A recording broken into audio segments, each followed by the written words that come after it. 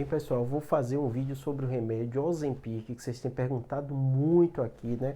As famosas canetas para emagrecer. Eu fiz um vídeo já de Saxenda, tendo aqui no canal, já tem quase um ano que eu fiz, né? Mas o Ozempic vocês perguntaram muito, né? A semaglutida. O que é isso, né? É um remédio realmente revolucionário. De 2017 foi autorizado, né? E é um remédio, tem o nome comercial de Ozempic, que você aplica uma canetinha, né? Que vem o remédio dentro, então é subcutâneo, você mesmo aplica em casa, né? E ela modifica o seu corpo de forma tendo impacto muito grande na saciedade e na sua fome, a vontade que você tem de comer, né? E o efeito dele é realmente incrível, né? Pra você ter ideia, nos trabalhos mostram perda de 17% do peso corporal em poucas canetas utilizadas, né? Por quê? Porque você para de sentir fome, você se sente satisfeito, né? E realmente você ingere menos calorias. A lógica de perder peso é basicamente déficit calórico, né? Quanto menos você come, você mantém o seu metabolismo basal e além do mais, se você fizer algum tipo de atividade física, que normalmente acontece, né? Quando a pessoa começa a aplicar alguma coisa, ela fica mais atenta ao que está comendo, e geralmente atividade física também, a perda de peso é muito significativa, né? Então, é um remédio que é autorizado para a obesidade, né, liberado pelo FDA desde 2017, né, já são muita gente, milhares de pessoas utilizando no mundo inteiro. Para vocês terem ideia, é dos remédios, isso falando no mundo inteiro, dos mais vendidos, né? E é uma das farmacêuticas, né? Esse remédio em si que mais deu lucro, porque é um remédio muito caro.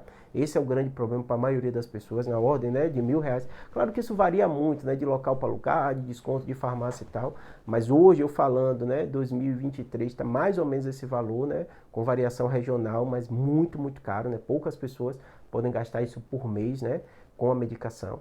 E o que acontece? Um problema é que muitas farmácias não cobram receita, né? A maioria delas, então não é um remédio que retém receita, nada disso, e as pessoas estão comprando e estão usando de forma indevida. Por quê? Como é um remédio que está comprovado que funciona, ninguém tem dúvida do funcionamento dele. E se você botar aqui no YouTube Ozempic, você vai ver dezenas de vídeos, né? Pessoas perderam 15, 20, 30 quilos com remédio. Pessoas que muitas vezes tentaram a vida inteira fazer dieta e não conseguiram, né?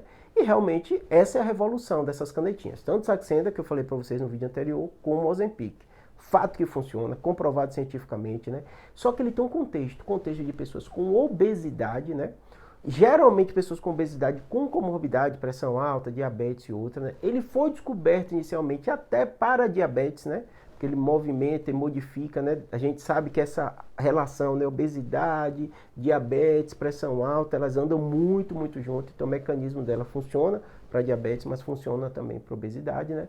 E muitos remédios são descobertos assim, né? Ele é inventado para uma doença e depois você descobre que acaba funcionando para outra. E foi a grande revolução, né?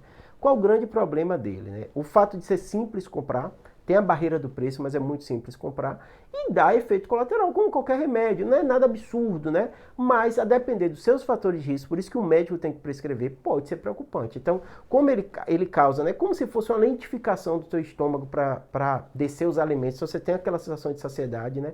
Então, muita gente, pessoas com refluxo, às vezes incomodam muito, né? Pode dar náusea, pode dar vômito, pode dar constipação, então a pessoa vai menos no banheiro, né? Tem pessoas que sentem, às vezes, dores abdominais por causa dessa constipação, né? Mas, de um modo geral, é um remédio muito tolerado, mas tem que ter acompanhamento médico. Por quê? Tem várias dosagens nessa caneta, aí a pessoa, às vezes, a vizinha tomou tal dose, vai tomar e às vezes não funciona também para ele, ou deu efeito colateral, né?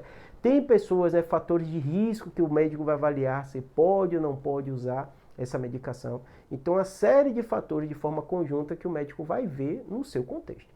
Júlio é um remédio revolucionário que funciona muito e tal. Com certeza, a gente tem um Brasil, né, com 30% da população, né, com obesidade e sobrepeso. Se botar sobrepeso, chega a quase 40%. Então, assim, muita gente, né? E é uma doença que faz morrer de hipertensão, diabetes. Então, é um remédio que, usado com indicação, é fantástico, né? Com essa barreira do preço, espero que diminua, né?